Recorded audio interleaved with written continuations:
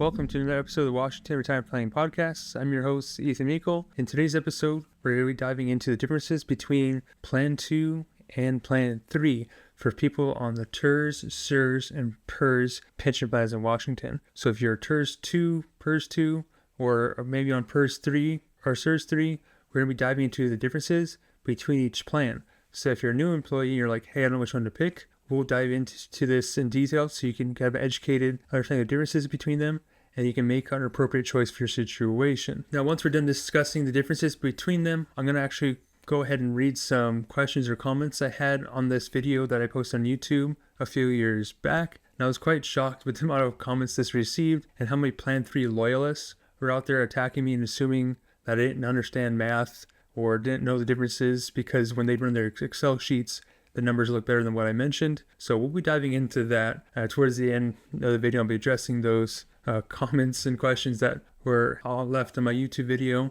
So I'll address them publicly so you guys can understand my point of view, what these commenters are missing or what they're assuming wrong, and why I still stand by what I say when I compare 2 or 3 and my opinion on the fact. After doing this for now a decade, I've had my fair share of experiences with both plans, what's good, what's bad. So when I talk about these type of things, this is real world stuff. It's not based on Excel sheets. So we'll dive into that towards the end of today's episode. Before we dive into that, I want to encourage you guys to sign up for my free school community. It's where I built out a bunch of retirement planning courses for you guys so you guys can dive in there and get some exclusive content from me. It really dives deeper than anything I can do on YouTube. You can access it inside the school community. It's free to join. It's only for Washington State employees. The link to get in there is in the description below. Now, without further ado, let's dive into the differences between Plan 2 and Plan 3.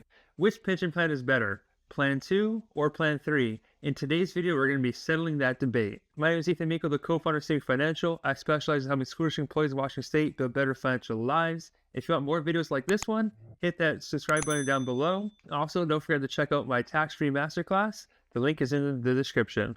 Now, I'm going to jump right into it. If you don't know how Plan 2 or Plan 3 works, then pause the video right now. Click on the card in the top corner here to learn more about Plan 2 and Plan 3. All right, so we'll just use $100,000 as our average salary, and then we'll assume you work 30 years. So in Plan 2, you get 2% for every year you work. So 30 times 2, it's going to be 60%. 60% of $100,000 is $60,000 guaranteed for the rest of your life. On the Plan 3 side, remember, it's only 1% for every year you work. So in this scenario, you'd only get about 30% or $30,000 a year for the rest of your life. So it's half as much. It's important to remember that Plan 3 has that defined contribution side attached to it, right? That's that bucket of money that you're saving into every month. That bucket has that one purpose of helping you pay for your retirement. It's meant to produce income for your future.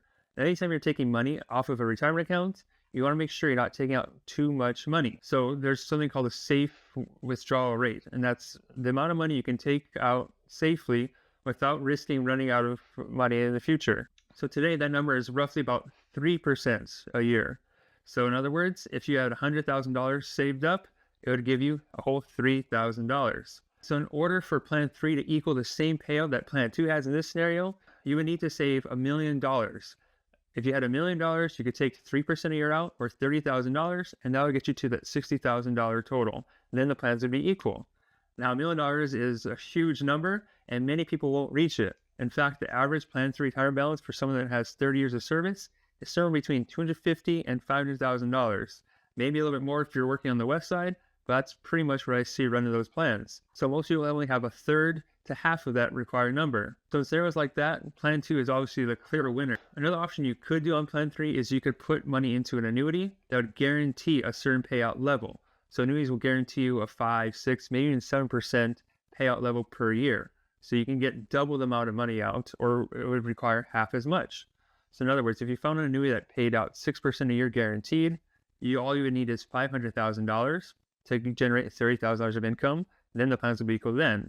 But that's still $500,000 that you'd have to save up over the years, only to lock it up into the annuity just to break even with Plan 2. So when you're kind of comparing Plan 2 to Plan 3 as far as income levels in the future, Plan 2 typically is going to be the easiest road to higher guaranteed payout. The nice thing with Plan 3, having that bucket of money though, is that it does give you some liquidity. So if you wanted to retire a little bit earlier, you have some money to pull off and live on for a bit.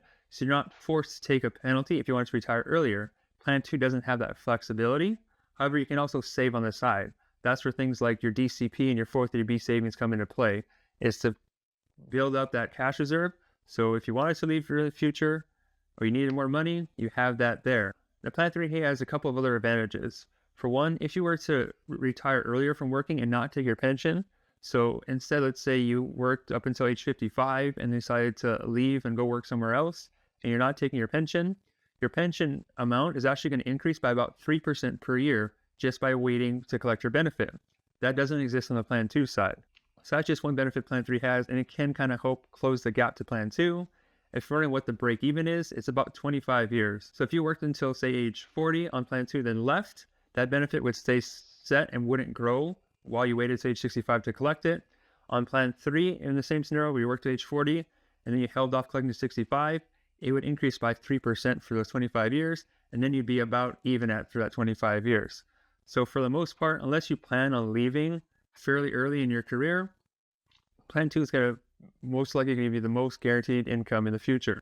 Remember, the ultimate goal for all of retirement savings is to generate income for our future. So when we stop receiving our paycheck, we know with certainty we're going to have income to last us the rest of our lives. Plan 2 assures you that by giving you that 2% benefit on top of your Social Security.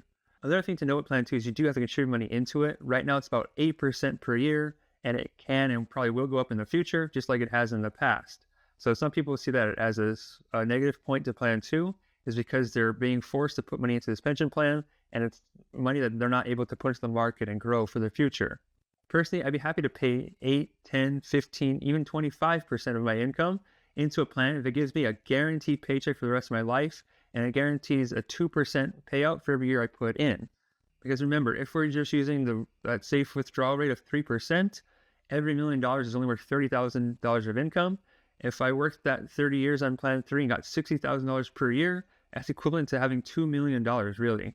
So it's a substantial benefit, and I'd happily pay whatever they really wanted to charge me for that. The reason they created Plan 3 was because it cost the state less, and they were on the hook for less money. So personally, if I was starting today as a teacher in Washington State, I would go with Plan 2. I'd pay, 8 or whatever percentage they're going to charge me to be in that plan. And then I'd save the rest of my money into a 403B plan, Roth 403B, maybe even a Roth IRA if that's not available in my school district. That way I can be saving for the future on top of my pension plan. So really when you boil it down, having Plan 2 with a separate retirement account attached to it, it's really like having Plan 3 on steroids, because I'm going to be guaranteed 2% per year instead of 1%. And instead of being forced to save on a pre-tax basis into a state-controlled account, I'm able to save into a Roth, which grows tax-free, and I maintain full control and flexibility of that account. So fast forward 30 years into the future, I would have 60% of my income guaranteed on Plan 2, plus all the money I've saved over the last 30 years. All right, so I hope that explanation was helpful in comparing the differences between Plan 2 and Plan 3. Next, let's move on to addressing a few comments that people made when I originally posted this video a few years back. So I'm just going to read you guys the comments. If you're watching the video version of this, you'll see it live on your screen. So first comment I wanted to address, and there were several of these, by the way, so I'm just going to pick a few of them that brought good points for you guys to understand. So this comment says, there are cases where Plan 3 is better than Plan 2 because the indexing benefit is unique to Plan 3. So what he's saying there is the indexing benefit exists in Plan 3, not in Plan 2. Correct. Someone starting in their early 20s that gets at least 20 years of service and can see their defined benefit close to Plan 2 plus the contribution portion. The closer to age 65 you leave service, the less impact of indexing, and Plan 2 becomes the better choice. Historically, Plan 2 you're contributing 6% of your salary to the system. So what he's saying here is someone in Plan 3 that worked for 20 years and decided to leave would be eligible to get a 3% indexing benefit. So basically every year their pension would grow by about 3%. It's kind of like a deferral benefit. Again, it's only on Plan 3. So if you let it compound long enough, he's saying it's going to catch up to what Plan 2 would have paid out anyways. So the thing is, because Plan 2 literally pays double what Plan 3 pays, you got to stop and think how many years is it going to take earning 3% on a compounding basis to add up to 100% to make up the entire amount. It actually take about 23 years. So unless you're like leaving at age 42 and you got your 20 years in by then, you're not going to catch up to Plan 2 in whole. Yes, you still have the defined contribution part that would certainly help, So in weird situations like this, yeah, it's possible. I'm not saying plan 2 works best in every case. There's always going to be some unicorn thing, and people really like to bring that up in the comments for a reason is, what about this weird scenario? This is when it wins, which is fine. But you remember, when you're listening to things on YouTube or podcasts, they're meant for general education. It's meant for like 90% of people, not the weird 1%ers, right? So there's always going to be weird situations where it does work, but for most people, that's where I'm coming from. It's what I've seen and experienced doing this for 10 years now, seeing over 1,000 different retirement plans. So this person also goes on to say, with plan 3, if you pass early, your heirs would get your contribution, which would be substantial. Plan 2, you could choose a survivor option, which plan 3 also has, but that really digs the monthly benefit.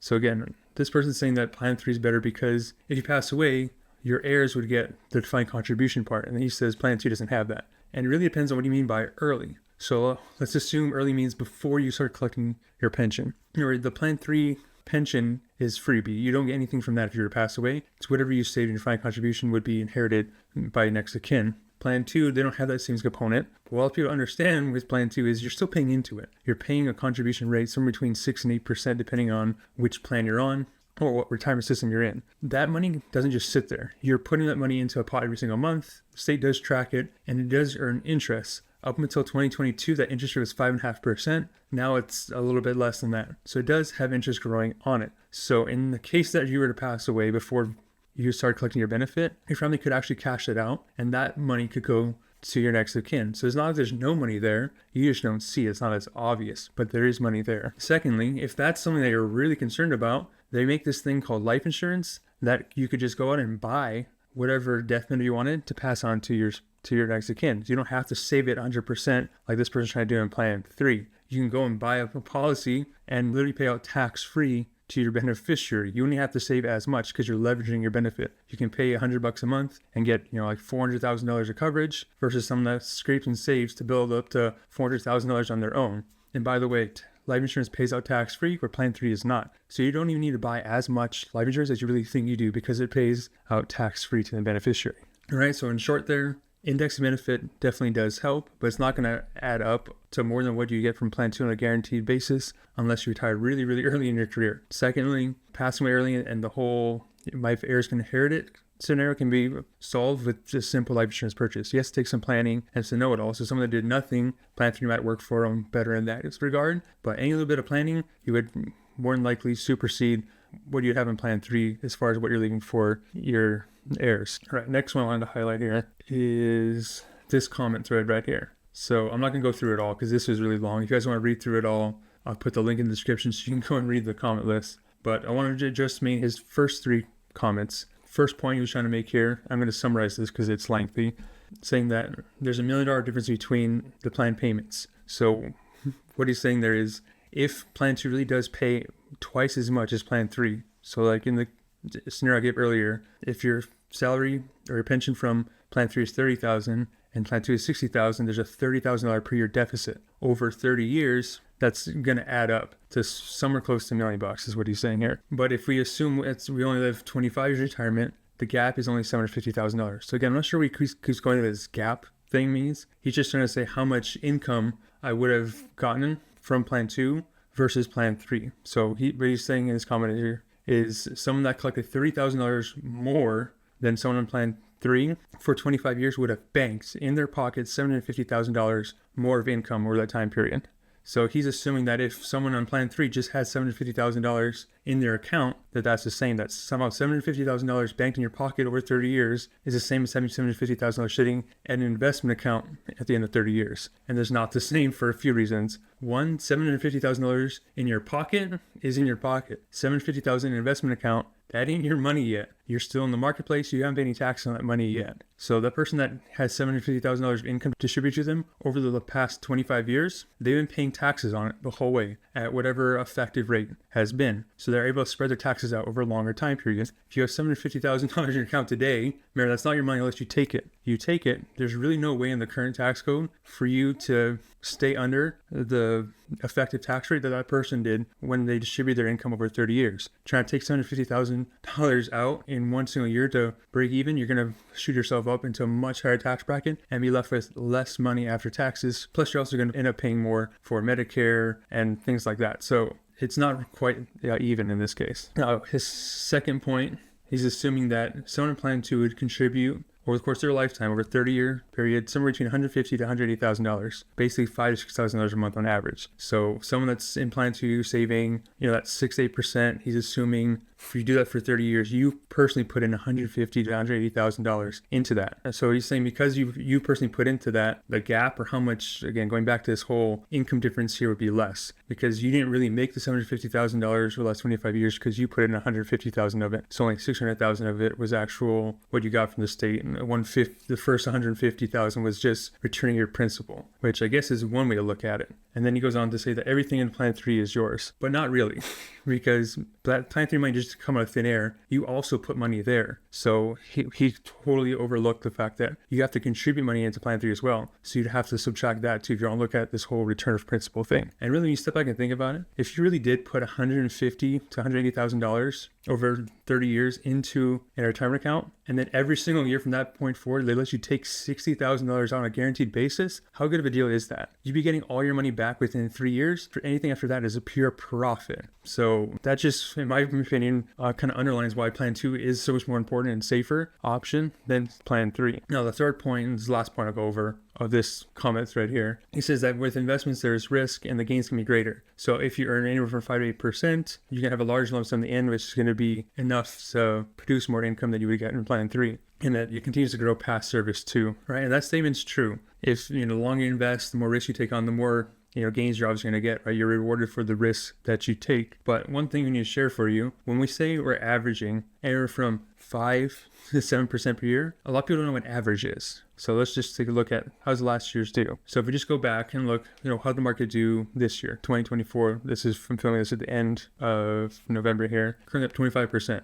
Then we go back and look at the past returns. We're up 24%, minus 19, 26, 16, 28, minus 6, 19, 9, minus 0.7. Then you're up 11, up 29, 13, yada, yada, yada. So for the most part, not one single year is ever going to return exactly 5, 6, or 7%. As you can see from the trend here, we're going to be high, 25%, 15%, or you're going to be down anywhere from 20% to 6%. So on average is how you get the 5%. So it's never a smooth line. So in order for you to average that, you need to stay invested even in retirement. And like I said, if you were retired before 2022 and you kept everything in the market, and the market literally went down 19%, and you had $1 million saved up somewhere, your $1 million turned to $800,000. If you don't have the stomach or the mindset to absorb that type of loss and you make irrational moves, that's going to cost you a lot of money. So in that regard, that's why Plan 2 is nice, is you don't have to worry about this kind of market fluctuations. It's all built in, kind of out of sight, out of mind. So it's a lot less of a stressful plan to manage. Next thing to understand when you're looking at these whole rates of returns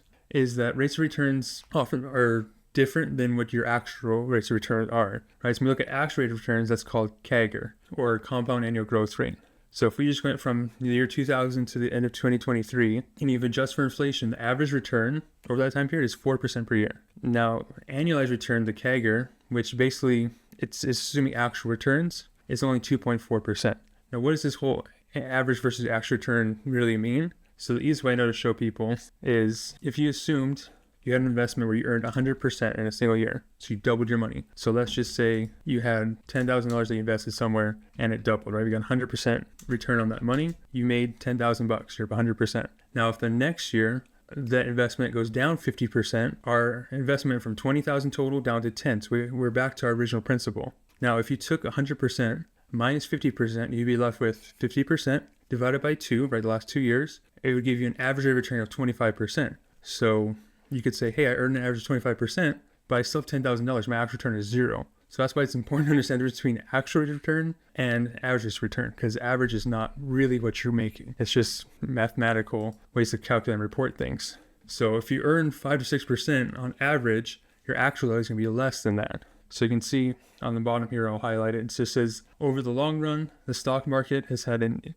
inflation-adjusted annualized rate of return between 6 and 7%. So if you're assuming, anything more than that, you're probably being a little bit too optimistic. Financial plans I build for clients, I only use 5% rates of return. If you're or more than that, great. But 5% is what I use because it's undercutting what the long-term trend is. And if it works at 5%, your plan is going to work at 6 or 7%. So it's when you build these models, and these people that comment oftentimes with their 6 to 12 spreads, often using 6, 7, 8% returns because they're going off of, what the stock market's done since 1920, but you probably haven't been invested in the market since 1920. You've been invested since the 90s, the 2000s, 2010s. The rates of returns for the past couple of decades aren't the same. So it's important to take that into consideration. All right, I want to go over one more of these comments because I think it's really important for everyone to understand. He brought up some good points. So in this case, I'm going to summarize the comment. He's saying that PERS 3 can actually be better than PERS 2. Big surprise. What you're not considering is the compound interest on the saving till retirement. So we'll pause right there. Do you really think someone like me, who manages money for a living, this been for 10 years, didn't factor in compound interest? I always have to laugh when I hear these type of comments. Now he's just describing basically a scenario. So he's saying that if someone at UW works $60,000 and were to invest 7.9% in the PERS 2 contribution into Plan 3 instead, you would earn more money. So that's what he's doing with his math here. So he's saying if you contribute 7.9% of your $60,000 salary, it's $4,740 per year. If you invest in the market and let it compound for 20 years, you'd have something like $280,000. Yeah. So first thing we're going to do is math check it because he's doing some weird future value things and he might be using a spreadsheet for this. I'm just going to go over to my compound calculator here and just punch it in. So if we have 4,740 for 20 years, so I think he said 7%. It's $207,000, not $280,000. So I don't know what he's really doing here. If you got 8%, you're at $234,000. If you're 9% average, you're at $264,000. So $280,000 might be generous. Maybe I'm missing something. But anyways, even if you had that $280,000 for 20 years, the whole point I'm trying to get at is are you able to produce the same income from Plan 3 as Plan 2? So if you had 20 years in and you had $280,000, how much income does that actually mean? Right? So if you took 3% off of it, it's $8,000 per year. And if you took 5%, you'd be getting like $14,000 per year. So in other words, is that $8,000 to $14,000 of income you could potentially generate from that portfolio going to offset what you gave up by taking Plan 3 or Plan 2? And obviously it's probably not going to be, right? So if he did have $60,000, let's say it was his top 5 years, he got 20 years in, he'd get 40% of it. It's about $24,000. So he need to make up about $12,000 per year from his investment accounts. So depending if where he is in that range here. If he took 3% of $280,000, he'd be at $8,400. If he had 5%, $14,000. So he might have made it up in this case. So does that make it better? Potentially. You still took a decent amount of risk to get there. Again, if you're going to do 7.9% of your salary into contribution, and one's going to guarantee you $24,000 per year, and the other one is maybe 14, maybe 8, depending on how markets do, how much you want to take, and that kind of stuff. Like I said, it's not as steady. That's why I just say oftentimes just do Plan 2. It's a little bit safer of an option. You don't have nothing to worry about. And again, this guy, even if he did beat it, say, that's $280,000 that he has there, he can't touch that. In order to maintain that level of income, he has to maintain that principal balance and continue to draw off of it each year, which means there's more managing going on there. There's fees that have to be accounted for to pay for that, right? Whether he's doing it on his own or paying an advisor, there's fees that are incorporated into that. So even though he's going to be generating, $14,000 per year, is that net of fees and such. So there's more to it than, I think it's going to earn more money, therefore it's better. So it's always more to dive deeper. So again, not saying that Plan 2 is always better. It's just more likely. And then he made another point here, and this goes way beyond what I was trying to get at when I recorded this. And he was saying if you chose option F, which is, if you say 15% 7.9, think of the taxing that's going to do and how much more money you're going to have. Again, anytime you're contributing more money to something and taking on more risk, you're probably going to end up with more. That's just kind of how it works. So it's not a safe comparison to say, if I put 15% in Plan 3, I'm going to have more money and more income than someone in Plan 2 that only had 7.9%. Of course, the person that saved more is probably going to have more money. That's just how math works. Now, he likes to get into taxes. Well, you guys know that's one of my favorite topics. He's saying if you save the extra 7%, you'd be saving an additional 30% in taxes. Now, the thing to remember that these are tax-deferred accounts. Keyword, deferred. They're not tax-free accounts. They're not tax savings accounts. You're kicking the can down the road. You may feel like you're saving money today, but come later, you're going to have to pay taxes on all of your contributions, plus all of the interest that it earned over that time period. So you can go ahead and stuff Plan 3 as much money as you want and put an S&P and watch the thing grow to the moon. By the end of the day, you still owe taxes on the money, right? Just because you go to a store, give them a credit card, and they accept it, and you don't necessarily have to pay that credit card back in full, doesn't mean that it was free or you saved the money you purchased because you didn't have to pay it right then and there. over the long run, if you don't pay back your debt, the credit card eats you an interest. Taxes are the same thing on your retirement accounts. Just because you're not owing taxes today doesn't mean you're not going down the road. And the amount of interest that's going to compound by not paying down that tax debt over the years is going to be quite high. All right, so that's enough about reading comments. And it's time to wrap today's episode up. So you can see that Plan 2 and Plan 3 is a very deep discussion, and there's lots of pros and cons with each. There are people that absolutely love Plan 3 that will go to the end of the moons to try to explain things and run different scenarios.